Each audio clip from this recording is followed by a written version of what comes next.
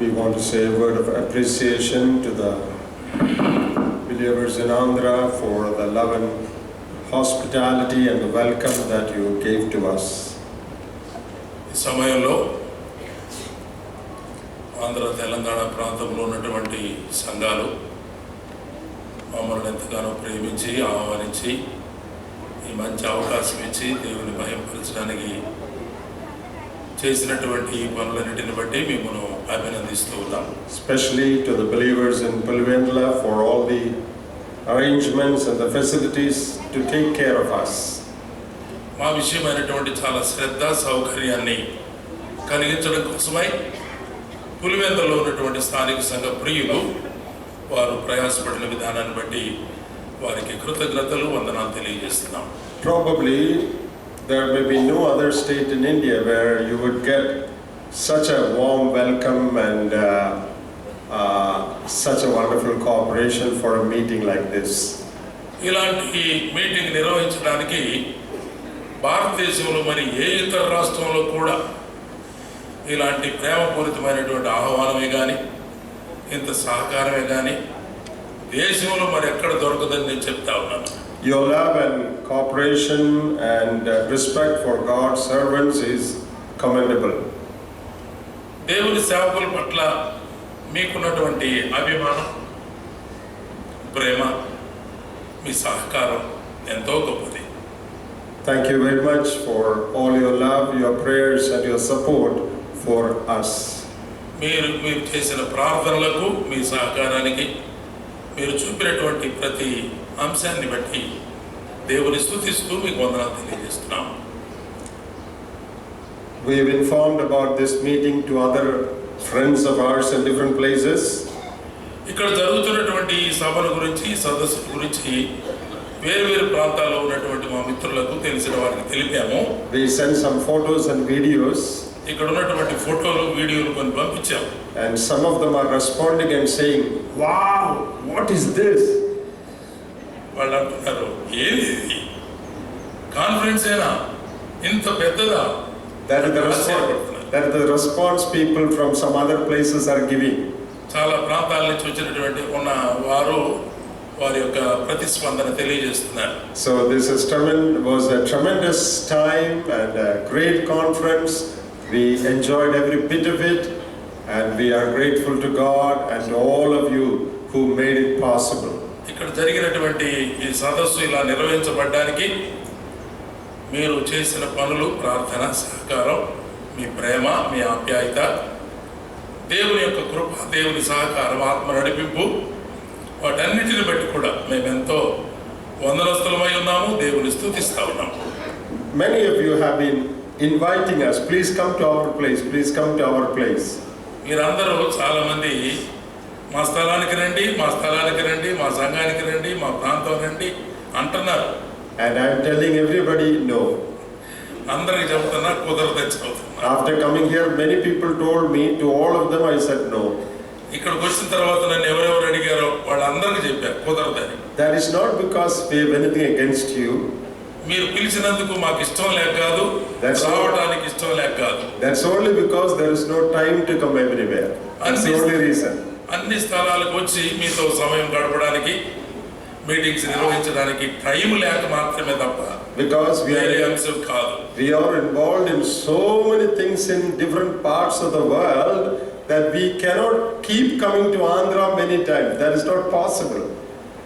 ప్రపంచంలో ఉన్నటువంటి అనేక ప్రాంతాలలో, అనేక దేశాలలో ఎన్నో రకమైనటువంటి పరిచర్యల్లో మేము మరి భాగం కలిగి ఉన్నాము. అందుచేత ఎప్పుడు చూసినా ఆంధ్రప్రదేశ్ రావడానికి కుదరదు. And we have a family. మా కుటుంబం కూడా ఉంది కదా. If we travel more to Andhra, ఎప్పుడు మేము ఆంధ్రాకి ప్రయాణం చేస్తూ ఉంటే our wives will write a bill of divorce. సహోదరులు, భార్యలు మీకు విడాకులు ఇస్తుందా, మేము ఏది మీ తిరుగుడని. So I'm sure you don't want that to happen. అటు జరగకూడదని కదా మీరు కోరుకుంటారు. అటు జరగవచ్చా? So with so many commitments, that is why we are saying no, we can't come. చాలా ఇబ్బందులు, చాలా కష్టమైనటువంటి సంగతులు ఇలా మాకు ఉన్నాయి కాబట్టి మీరు అడిగిన వారందరికీ కూడా కుదరదయ్యా చెప్తున్నాం. Right now there is a work going on in my house. ఇప్పుడు నిజంగా మా ఇంట్లో పని జరుగుతూ ఉంది ఒకటి. My presence is essential there. నేను నిజంగా పని జరిపించేటప్పుడు నేను అక్కడ ఉండాలా. There are many men working there. చాలా మంది మనుషులు ఇంటి దగ్గర పని చేస్తున్నారు. There is nobody else in my house, only my wife. నా భార్య తప్ప ఇంకెవరు ఆ పని చూసేవాళ్ళు లేరు. She is finding it very difficult. చాలా కష్టంగా ఉంది ఆమెకి ఆ పనులన్నీ చేయించడం. But I have to be here. నన్నేమో ఇక్కడ రమ్మంటే నేను ఇక్కడ ఉన్నాను. This is a commitment I made. This is a commitment I made. నేను ముందుగా చెప్పినట్టు మాట ఇచ్చినట్టుగా ఇక్కడ ఉండాల్సి వచ్చింది. There is one brother from our assembly who is coming to help her. ఆమె దగ్గరికి వచ్చి మా సంఘంలో సహోదరుడు ఒక ఆయన వచ్చి సహాయం చేస్తున్నాడు. Actually I should have been helping her there now. మా ఇంట్లో నేనుండి నా భార్యకు సహకరించాల్సింది. So there are so many issues like that. అలాంటి పరిస్థితులు చాలా వస్తాయి మాకు. That is the only reason why we say we won't come. There is no other reason. ఆ కారణాన్ని బట్టి మీరందరూ రమ్మన్నప్పుడు రాలే బ్రదర్, లేదు ఖాళీ లేదు అని చెప్తుంటాం. వేరే కారణం ఏమీ లేదు. Once in a while in a place where many can meet we may come, that's all.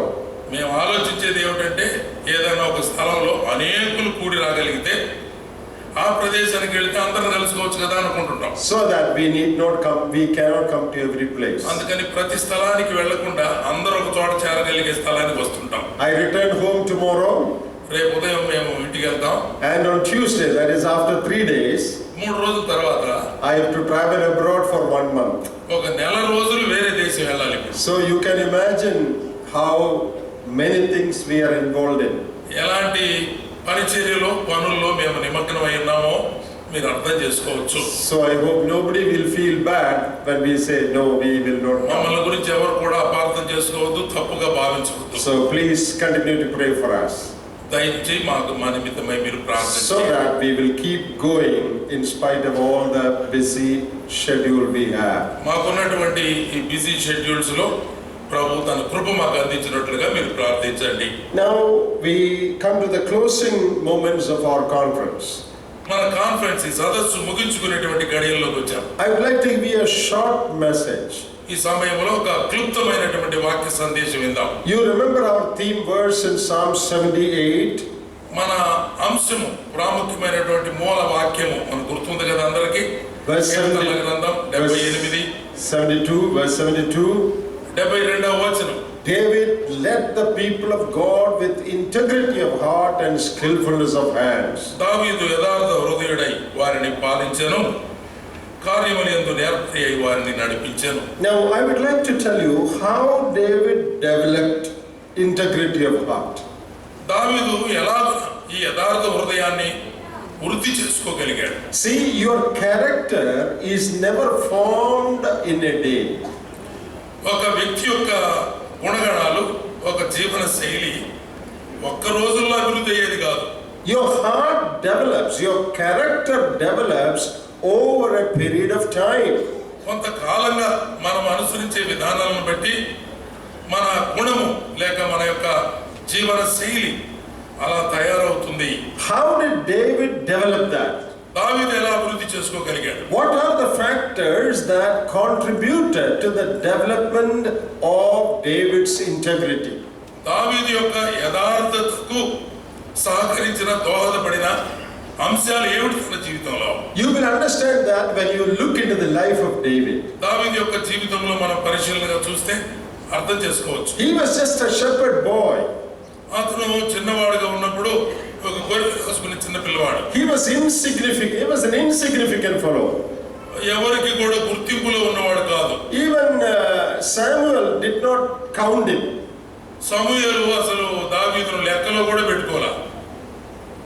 The older fellows, they were suitable.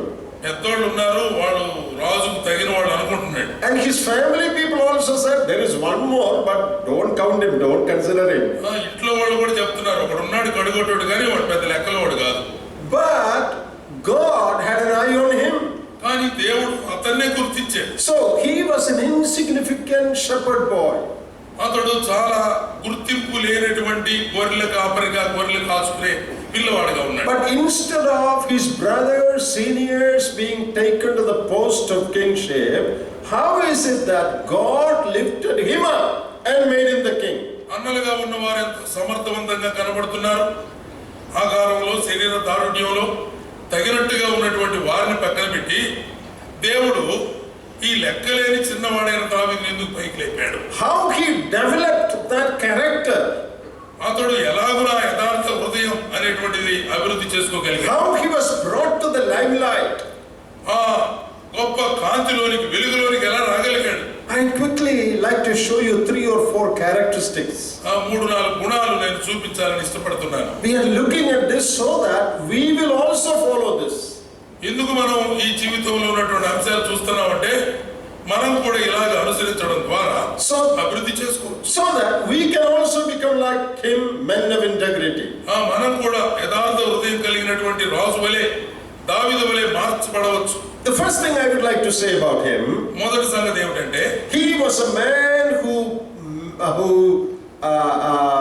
maintained constant communion with God. దేవునితో నిరంతరము అన్యోన్యమైన సహవాసాన్ని కలిగినటువంటి వ్యక్తిగా దావీదు కనబడుతుంది. In my message yesterday I already explained this. నిన్నటి దినాన నా పాఠంలో నేను ఆ సంగతి మీకు బోధించాను. How to spend time in intimate fellowship with God. దేవునితో అన్యోన్యమైన సహవాస సంబంధం ఎలా కలిగి ఉండాలో చెప్పాను. When you look at the life of David, దావీదు యొక్క జీవితాన్ని మనం గమనిస్తే you see his intimacy with God. దేవునితో అన్యోన్యమైన బంధం.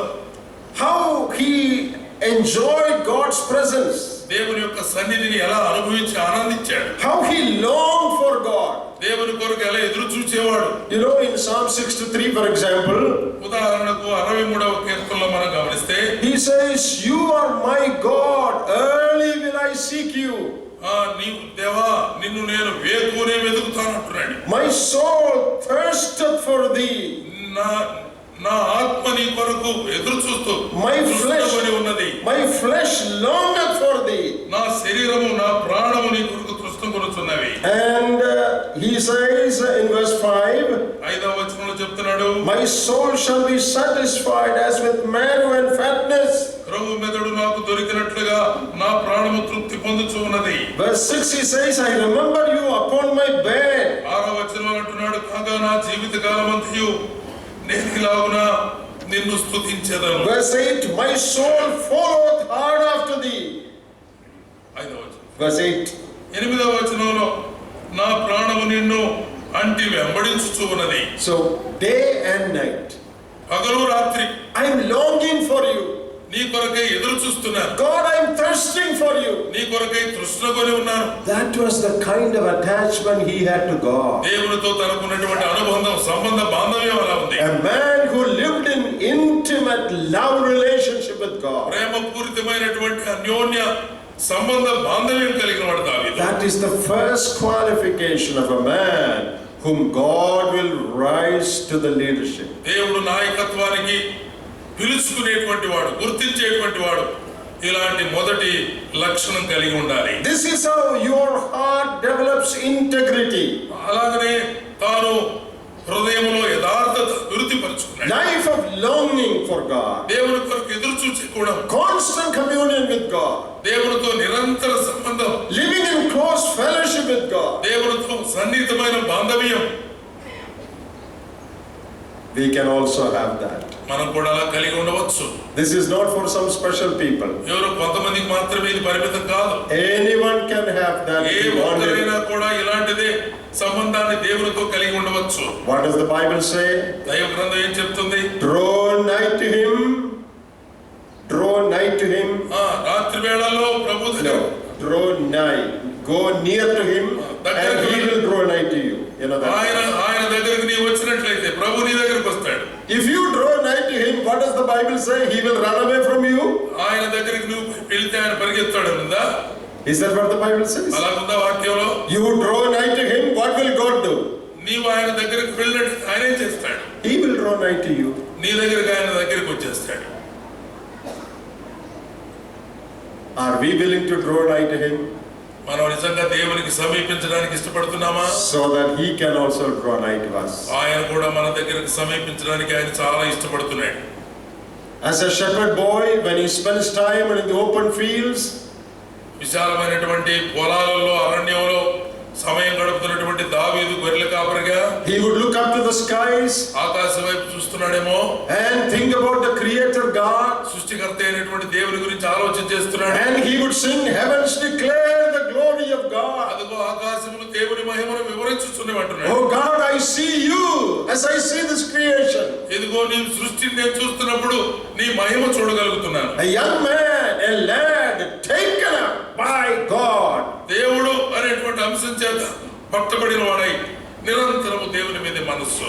That is the first step to developing integrity of heart. యథార్థ హృదయాన్ని మనం వృద్ధి చేసుకోవాలి అంటే మొదటి అంశం మన జీవితంలో ఉండాల్సింది దేవునితో సన్నిహితమైన బాంధవ్యం.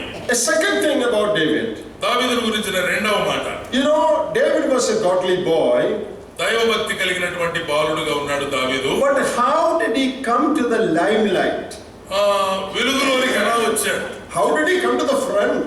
ముందుకు ఎట్లొచ్చాడు? ముందు వరుసలోకి ఎట్లొచ్చాడు? How did he become the king? Raju ఎట్లయ్యాడు? People have to see and know him, then only he can become the king. ప్రజలు గమనించాలి, గుర్తించాలి కదా. If he walks around as a shepherd boy, how can he become the king? అదో అక్కడ పొలాల్లో తిరుగుతూ అరణ్యంలో తిరిగే ఆ బాలుడు ఎలా రాజు అవుతాడు? God arranged an opportunity. దేవుడు అవకాశాన్ని కల్పించాడు దావీదుకి. In 1 Samuel chapter 17, మొదటి సమూయేలు గ్రంథం 17వ అధ్యాయంలో when Goliath was challenging the people of God, దేవుని ప్రజలను సవాలు చేస్తున్నాడు గొలియాతు అనేటువంటి శత్రువు. God brought David to the scene. దావీదును దేవుడు ఆ సన్నివేశంలోనికి తీసుకొచ్చాడు. He did not come to fight. దావీదేం పరిగెత్తి రాలా నేను పోరాడతానని. He came to the battlefield with the idli and dosa for his brothers. వాళ్ళ అన్నదమ్ముల కోసం ఏదో తినుబండారాలు తెచ్చాడు. He did not come to fight. యుద్ధం చేయడానికి రాలా. He came with breakfast. వాళ్ళు బ్రేక్ఫాస్ట్ తీసుకుని వచ్చాడు వాళ్ళకి. But then something happened. అక్కడ వేరే సంఘటన జరిగింది. He saw Goliath, గొలియాతును చూశాడు. and David said, I will go. నేను వెళ్తానన్నాడు వాడు సవాలు విని. Then Saul said, how can you go? You are just a boy. సౌలు అన్నాడు, చిన్నవాడు కదా, బాలుడు, నువ్వు ఎలా వెళ్తావు? Then David said something. దేవుడు దావీదు వేరుగా చెప్పాడు. In 1 Samuel 17:37, 36 and 37. మొదటి సమూయేలు గ్రంథం 17వ అధ్యాయం 36-37 వచనాలలో There he says, a bear and a lion I have slain as I was taking care of the sheep of my ఈ father. దాసుడైన నేను ఆ సింహమును ఎలుగుబంటును చంపితినే, జీవము గల దేవుని సైన్యములను తిరస్కరించిన ఈ సున్నతి లేని ఫిలిష్తీయుడు వాటిలో ఒకదాని వలె అగును అని అన్నాడు. So David is saying, దావీదు అంటున్నాడు, I have experienced God's strength in my private life. నా వ్యక్తిగతమైనటువంటి జీవితంలో దేవుని యొక్క బలం ఏమిటో నేను అనుభవించాను. Therefore I can fight this Goliath. అందుచేత ఈ గొలియాతుతో నేను పోరాడగలను. So that's the second qualification of David. దావీదుకు ఉన్నటువంటి రెండవ గుణము, రెండవ లక్షణం, He experienced God in his private life. తన వ్యక్తిగత జీవిత అనుభవంలో దేవుని యొక్క బలం ఏమిటో అనుభవించాడు. In winning over lions and bears. అక్కడ ఉన్నటువంటి ఎలుగుబంటులను, సింహాలను ఓడించగలిగాడు, వాటిని చంపగలిగాడు. Now we can think of bears and lions like our enemy that tempts us. అదిగో అక్కడ ఉన్నటువంటి శత్రువు, సింహము లాంటి, ఎలుగుబంటు లాంటి శత్రువులు మనలను టెంప్ట్ చేసినప్పుడు, శోధించినప్పుడు, Various temptations that come in our private life. మన వ్యక్తిగత జీవితాల్లో ఈ సింహాలు, ఎలుగులు లాంటి శోధనలు మన మీదకి వచ్చినప్పుడు, And win over them with God's power in your secret life. నీ రహస్య జీవితంలో దేవుని బలము చేత, శక్తి చేత వాటిని చంపగలిగి ఉండాలి. When you get victory over lions and bears in your secret life, God will bring you out to the open to have victory over Goliath. నువ్వు ఎప్పుడైతే నీ వ్యక్తిగత జీవితంలో ఉన్నటువంటి సింహాలు, ఎలుగుబంటు లాంటి శత్రువుల మీద నువ్వు పోరాడగలి విజయాన్ని సాధించినప్పుడు దేవుడు నిన్ను ముందు లైన్లోకి తీసుకొస్తాడు, వెలుగులోనికి తీసుకొస్తాడు. How is your private life? నీ రహస్య జీవితం, నీ వ్యక్తిగత జీవితం ఎలా ఉంది? Do you have victory over lions and bears in your private life? నీ వ్యక్తిగత జీవితంలో, రహస్య జీవితంలో సింహాల లాంటి ఎలుగుబంటుల లాంటి శోధనల మీద, lustful temptations, శరీర సంబంధమైనటువంటి కోరికల మీద, sexual temptations, అదిగో శృంగారపరమైనటువంటి కోరికల మీద, dirty thoughts, చండాల ఆలోచనల మీద, dirty looks, చూడకూడని చూపుల మీద, immoral desires, అవినీతికరమైనటువంటి కోరికల మీద, covetous thoughts, దుష్ట తలంపులలో, thoughts of pride and arrogance, గర్వంతో కోపంతో కూడుకున్నటువంటి ఆలోచనలు that comes in your life every day. నీ జీవితంలో ప్రతి దినము అవి వస్తున్నప్పుడు Do you get victory over them? వాటి మీద విజయాన్ని సాధించగలిగేవా? By the power of God in your personal life? దేవుని యొక్క శక్తి ద్వారా నీ వ్యక్తిగత జీవితంలో విజయం ఉందా? Do you experience God's power in your private life? నీ వ్యక్తిగత జీవితంలో, రహస్య జీవితంలో దేవుని శక్తి అనుభవించగలిగేవా? That is how you develop integrity of heart. అప్పుడే అలాంటి సమయంలోనే యథార్థ హృదయం నీలో వృద్ధి అవుతుంది. Then God will bring you up to fight Goliath. అప్పుడు దేవుడు నిన్ను వెలుపలకు తీసుకుని వస్తాడు. Everybody wants to fight Goliath. గొలియాతు మీద పోరాటం చేయడానికి ప్రతి ఒక్కరికి ఇష్టమే. Everybody wants to be leader. అందరు నాయకులు కావాలని కోరికే. But God will not make everybody a leader. కానీ అందరికి అవకాశం ఇవ్వడు దేవుడు. God says, how is your private life? నీ వ్యక్తిగత జీవితం ఎలా ఉంది? Do you experience my power in your private life? నీ వ్యక్తిగత జీవితంలో, రహస్య జీవితంలో నా శక్తి అనుభవించావా? If you experience, I will help you in your public life. నిజంగా అలాంటి అనుభవం నీకుంటే నీ బహిరంగ జీవితంలో నిన్ను నాయకునిగా తీసుకొస్తా. If you don't win in your private life, నీ చాటుగా ఉన్న రహస్య జీవితంలో గెలవలేకపోతే God will not use you in your public life.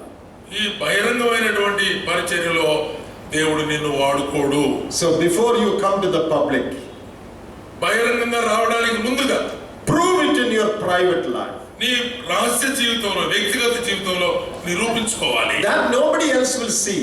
ఎవరికి తెలియదు ఆ సంగతులు. Only God sees what's going on in your private life. దేవునికి మాత్రమే తెలుసు నీ రహస్య జీవితం. See this bear and lion story, we don't read anywhere else. ఇంకెక్కడ చదవము మనం ఇది, ఈ సింహాల గురించి, ఎలుగుబంటుల గురించి.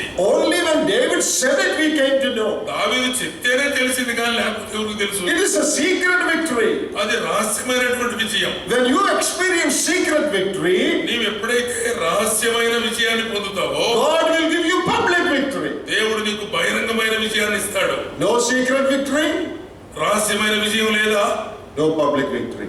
బహిరంగమైన విజయం కూడా దొరకదు.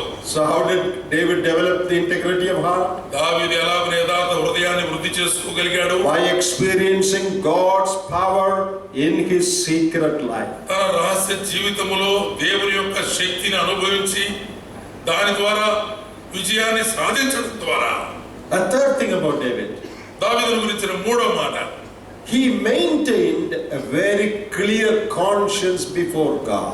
దేవుని ఎదుట మంచి మనస్సాక్షి కలిగిన వాడుగా ఉన్నాడు. All the time he was trying to maintain a clear conscience before God. నిరంతరము దేవుని ఎదుట ఉన్నప్పుడు యథార్థమైనటువంటి నిష్కపటమైన మనస్సాక్షి కలిగిన వాడు. We have many examples from David's life. దావీదు జీవితంలో ఎన్నో ఉదాహరణలు మనం But I would చూడవచ్చు. just like to refer to only one of them. ఒక్క మాట మాత్రం జ్ఞాపకం చేస్తాను. When Saul was chasing David, సౌలు దావీదును తరుముకుంటున్నప్పుడు David was running దావీదు పరిగెత్తున్నాడు. and Saul was running after him.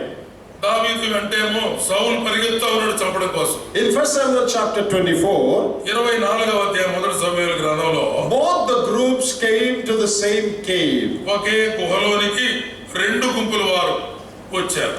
Saul is inside the cave, సౌలు రాజేమో గుహ లోపల ఉన్నాడు, and David and friends outside the cave. దావీదు అతని మిత్రులైన వారు వెలుపల ఉన్నారు, గుహ వెలుపల.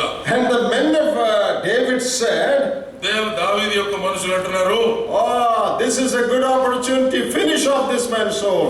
దావీదు గారు సరైన అవకాశం దొరికింది, సౌలు చంపారి. Did David do that? దావీదు అలా చేసాడా? David did not do that. దావీదు అలా చేయలేదు. But David went and cut the hem of Saul's garment. సౌలు యొక్క అంగి అంచు కోసుకొని వచ్చాడు దావీదు అంతే. And verse 5 says, 5వ వచనంలో మనం ఒక మాట చూస్తాం, David's conscience began to prick him for what he did. ఆ పని చేసినందుకే దావీదు యొక్క మనసు నొచ్చుకున్నదని రాసింది 5వ వచనం. David did not plan to kill him. సౌలు ప్రాయ వస్త్రములు కోసినని దావీదు మనస్సు. David cut that garment only to show that though you fell into my hands, I did not want to kill you. నీవు నా చేతిలోకి దొరికినప్పటికీ కూడా నేను నిన్ను చంపలేదు, ఏం చేయలేదని చెప్పడానికి కోసమే దావీదు ఆ పై అంగి యొక్క అంచు పోసుకొని వచ్చాడు. I am not your enemy. నేను నీ శత్రువుని కాదయ్యా. Just to show that he did it. నీకు చూపించడం కోసమే ఈ పని చేశాను. But what do we read there? జరిగింది ఏమిటి చెప్పండి? His conscience began to prick him. ఆ పని చేసినందుకే దావీదు హృదయం నొచ్చుకోవడం మొదలుపెట్టింది. He had such a sensitive conscience. అంత సున్నితమైనటువంటి మనస్సు కలిగిన వాడు, మనస్సాక్షి కలిగిన వాడు దావీదు. That is how you develop integrity of heart. నీ హృదయంలో నీవు అలాగనే ఉండాల్సినటువంటి అవసరత ఉంది. How is our conscience? మన మనస్సాక్షి ఎలా ఉంది? Some people, even if they commit big sins or mistakes, they don't feel anything about it. పెద్ద పాపాలు, పెద్ద తప్పులు చేసినప్పటికీ కూడా మనసులో కూడా కొద్ది కూడా బాధపడకపోందరు. They tell a lie, they don't feel anything about it. అబద్ధం చెప్తారు, ఏం ఫీల్ కాదు. I can't understand how believers can be like that. ఎట్లా అట్లా చేస్తారో నాకు అర్థమే కావడం లేదు. They will get angry at somebody and will not feel anything about it. వేరే వాళ్ళ మీద చాలా కోపపడతారు, ఏం ఫీల్ కాదు, మామూలుగానే ఉంటారు. They will fight with people and then be very cool on Sunday morning. No problem breaking bread. వేరే వాళ్ళతో పెద్ద తగాదు పెట్టుకుంటారు, ఆదివారం పొద్దున్న మందిరానికి వస్తారు, ఏమి ఎరగనోళ్ళలాగా రొట్టె విరవడానికి కూర్చుంటారు. They are not getting their conscience cleansed. వారి హృదయంలో మనస్సాక్షి నిర్మలంగా లేదు అని అర్థం చేసుకోవట్లేదు. Such people will not develop integrity of heart. అటువంటి వారు హృదయంలో యథార్థత వృద్ధి చేసుకోలేరు. Their heart gets hardened. వారి హృదయం మనస్సాక్షి కఠినమైపోతుంది. God cannot use them. అటువంటి వారిని దేవుడు వినియోగించలేడు. But do you want to develop integrity? కానీ నిజంగా యథార్థతను వృద్ధి చేసుకోవాలని మనసు కోరుకుందా? Even when small things happen, చిన్న విషయాలు సంభవించినా కూడా your conscience should prick you. ఖచ్చితంగా నీ మనసు నొచ్చుకోవాలి. Confess it and forsake it immediately. వెంటనే దాన్ని విడిచిపెట్టాలి, ప్రభు దగ్గర పశ్చాత్తాపడి ఒప్పుకోవాలి. Always keep your heart clean. నీ హృదయాన్ని నిరంతరము పవిత్రంగా పరిశుద్ధంగా ఉంచుకోవాలి. Anything bad happens, ఏ చెడ్డ పని జరిగినా, in your looks or thoughts or attitudes, నీ చూపుల్లో, పనుల్లో, క్రియల్లో, ఆలోచన తీరులో immediately confess it. వెంటనే ప్రభు దగ్గర ఒప్పుకోవాలి. Always keep your heart pure. నీ హృదయాన్ని నిర్మలంగా, మనస్సాక్షిని నిర్మలంగా ఉంచుకోవాలి. That is how you develop integrity of heart. ఆ విధంగానే దావీదు తన హృదయ యథార్థతను వృద్ధిపరుచుకోగలిగాడు. I will just say one more thing. ఇంకొక మాట చెప్తాను. David failed later. తర్వాత దావీదు ఓడిపోయాడు. He fell into sin with Bathsheba. బెత్షెబాతో పాపంలో పడిపోయాడు. But even there, అక్కడ కూడా David was willing to acknowledge his failure and confess it before God. తను ఎలా ఓడిపోయాడో, తను ఎలా పడిపోయాడో, ఎలా తప్పు చేశాడో ఆ విషయాన్ని కూడా దావీదు ఒప్పుకున్నాడు. Psalm 51, కీర్తనల గ్రంథం 51, he cries out to God, దేవుని దగ్గర ఏడుస్తా ఉన్నాడు, మొరపెడుతున్నాడు. Oh God, have mercy upon me. దేవా, నా మీద కృప చూపించయ్యా. Against thee and thee only have I sinned and done this evil in thy sight. ప్రభువా, నీ ఎదుట నేను అతిక్రమం చేశాను, అక్రమం చేశాను, పాపం చేశాను. I have sinned against you. నీ ఎదుట పాపం చేశానయ్యా. I am wrong. నేను తప్పు చేశానయ్యా. He was faithful in confessing his failure. తన పాపము, తను చేసిన పొరపాటు, తప్పు ఒప్పుకోవడంలో నమ్మకంగా ఉన్నాడు. Even when he failed, ఆయన పడిపోయినప్పటికీ కూడా he was willing to acknowledge and confess his failure. తాను చేసినటువంటి పొరపాటు ఏమిటో, పాపం ఏమిటో, తప్పు ఏమిటో పశ్చాత్తాపడి ఒప్పుకొని క్షమించమని అడుగుతున్నాడు. That means he was honest before God. దేవుని ఎదుట యథార్థ హృదయుడిగా ఉన్నాడు. That is what God is looking for. దేవుడు దాని కొరకు ఎదురు చూస్తున్నాడు మనందరి దగ్గర. We may have failed God in many things. ఒకవేళ చాలా విషయాల్లో మనం పొరపడవచ్చు. But are we honest enough to acknowledge? యథార్థంగా ఆ విషయాన్ని ఒప్పుకుంటున్నామా ప్రభు సన్నిధిలో? Then there is hope for us. అలాంటి వారికి నిరీక్షణ ఉంది, ప్రభు కృప చూపగలడు. God is not looking for perfection overnight. మనుషుల దగ్గర పూర్తి పరిపూర్ణత అనేది దొరకదు. God is looking for honesty. యథార్థత కొరకై దేవుడు చూస్తా ఉన్నాడు. You may not become perfect by attending all these conferences. ఈ కాన్ఫరెన్స్లన్నిటికీ హాజరు కావడం ద్వారా మనం పరిపూర్ణం కాలేము.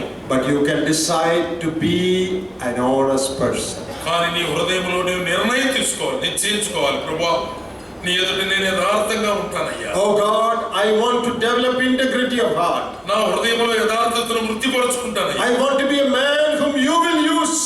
నీ చేతిలో వాడబడే వ్యక్తిగా నేను ఉంటానయ్యా. I will keep constant communion with you. నిరంతరం నీతోనే సంబంధం కలిగి ఉంటాను ప్రభువా. I want to experience your power in my private life, secret areas of my life. నా వ్యక్తిగతమైన రహస్యమైన జీవితంలో నీ శక్తి నేను అనుభవిస్తాను ప్రభువా. I will maintain a clear conscience all the time. అన్ని సమయాలలో అన్ని వేళల్లో యథార్థమైనటువంటి మనస్సాక్షి కలిగి ఉంటానయ్యా. Even when I fail, నేను ఓడిపోయినా పడిపోయినా, when you convict me of my నా failure, పాపాన్ని గురించి నాకు తెలియజేసినప్పుడు ఒప్పుకుంటానయ్యా. Lord, I will humble myself నేను and confess that తగ్గించుకుంటాను. failure. ఖచ్చితంగా నా ఓటమిని ఒప్పుకుంటాను. I want to be honest with you. నేను నీతో యథార్థంగా ఉండడానికి ఇష్టపడుతున్నాను ప్రభువా. Oh dear brothers and sisters, ప్రియమైన సోదరి సోదరులారా, if we have this attitude, ఇలాంటి విధానం మన హృదయంలో ఉంటే we will develop integrity of heart. నీవు ఖచ్చితంగా నీ హృదయంలో యథార్థతను వృద్ధి చేసుకోగలవు. We will become men and women qualified to be used of God. దేవుని చేత వాడబడే వ్యక్తివిగా, స్త్రీగా, పురుషుడిగా నీవు ఉండడానికి అర్హత పొందుకున్నట్టు దీని ద్వారా God is looking for such men and women all over the world. ప్రపంచమంతటిలో కూడా ప్రభు ఇలాంటి వ్యక్తుల కోసమై, స్త్రీ పురుషుల కోసమై. There are many who are learned.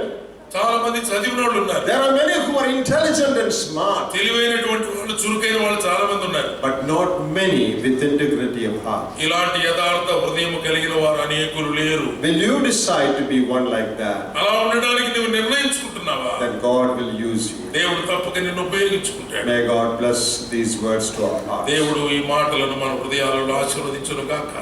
Amen.